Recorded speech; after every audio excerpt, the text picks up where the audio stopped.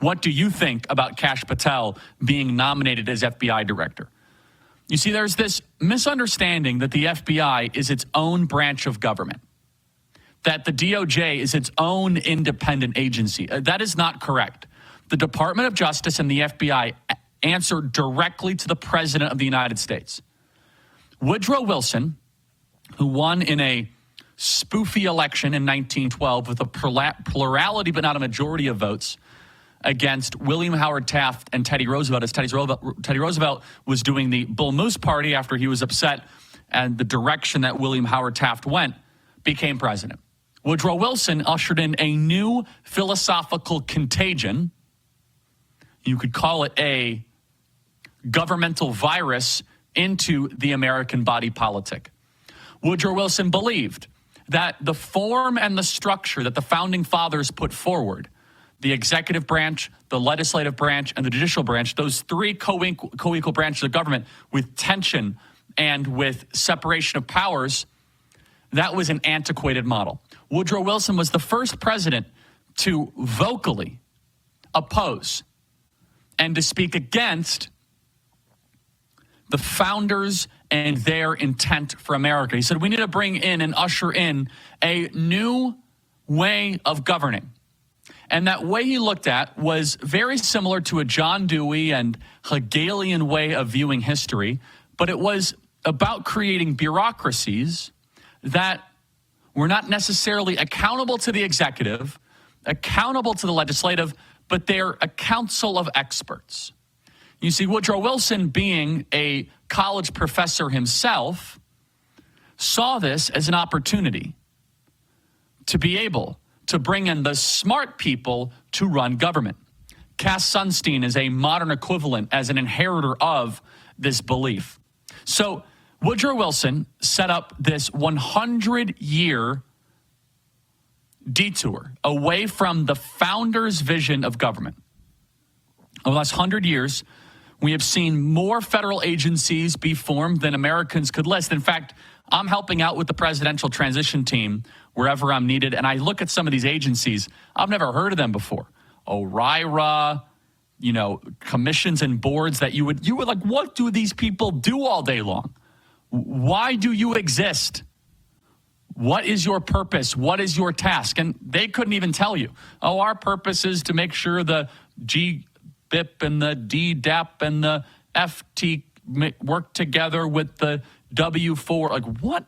And it's all this acronym speak, and it merges together in a very, very confusing way. But more importantly, is it's not what the founders intended.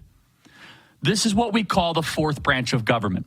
The fourth branch of government is an unaccountable, unknown, unelected bureaucracy that is against the will of the American people. And we are going to see the greatest climax of that war, started with Woodrow Wilson, come to fruition this coming administration. The question is, who is in charge of America? Is it the people or the bureaucrats? Is it the American people that are sovereign? Or is it this unelected ruling class, this career civil service that runs the country? Who is in charge? Is the presidency a ceremonial role where you do ribbon cuttings, Christmas parties, host Little League baseball champions, bring the Super Bowl winner over and smile when the bureaucracy runs the government? Or does it have teeth?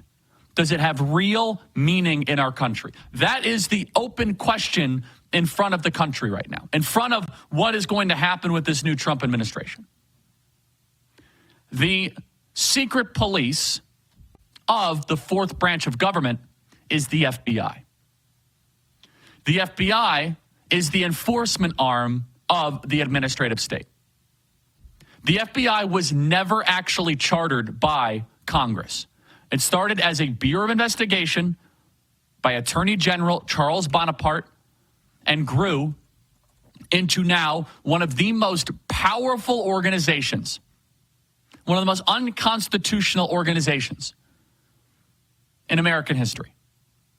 President Calvin Coolidge first appointed J. Edgar Hoover to the Bureau of Investigation in 1924.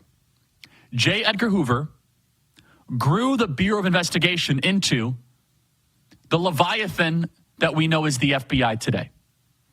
J. Edgar Hoover, you have to look at this guy, and I'm not going to get into some of the alleged weird parts of his life, which are not even necessarily proven.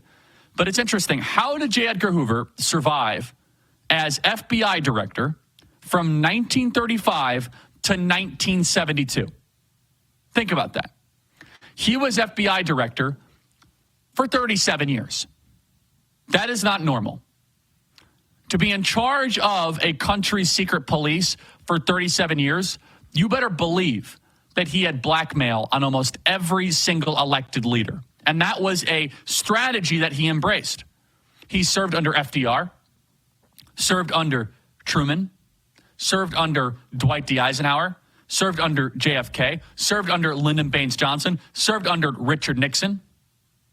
Hoover expanded the FBI beyond just crime fighting, and he led the charge to make the FBI an intel agency.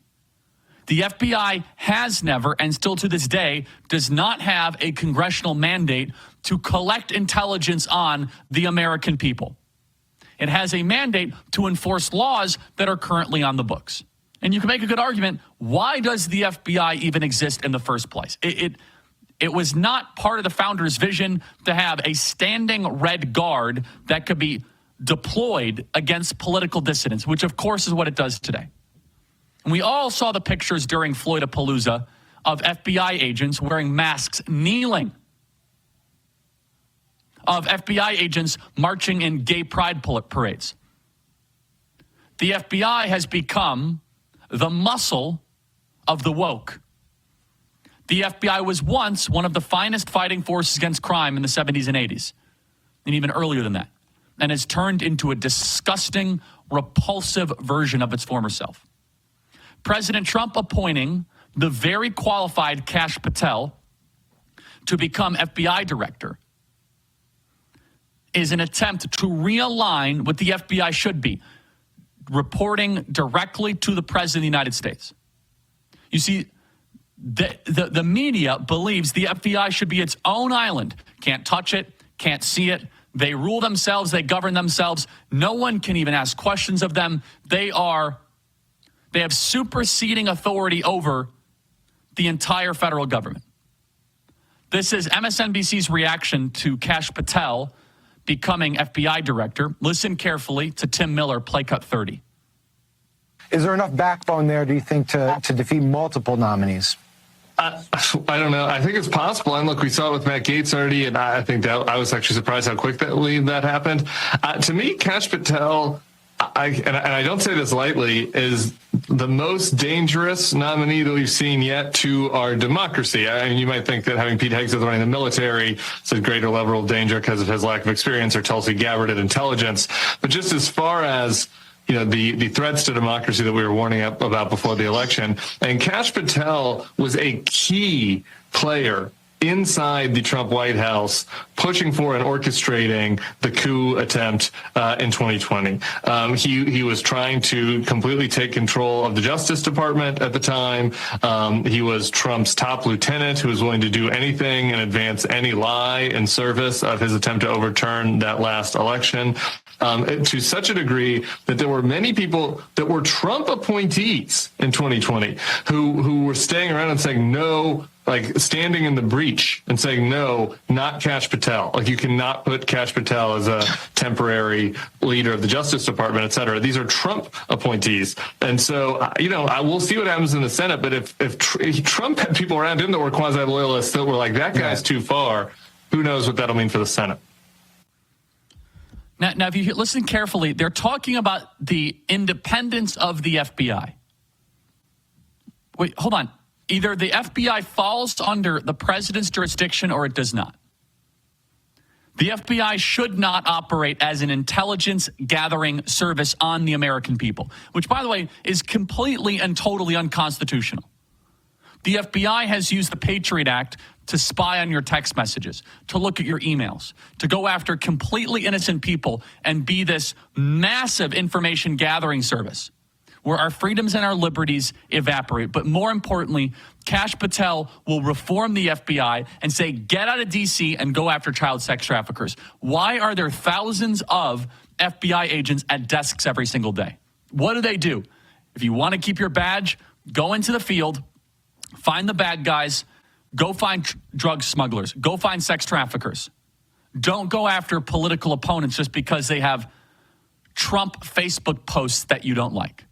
What you are witnessing and what is about to unfold is a 100-year clash and battle of the Wilsonian view of government versus the founders. And we'll see who wins.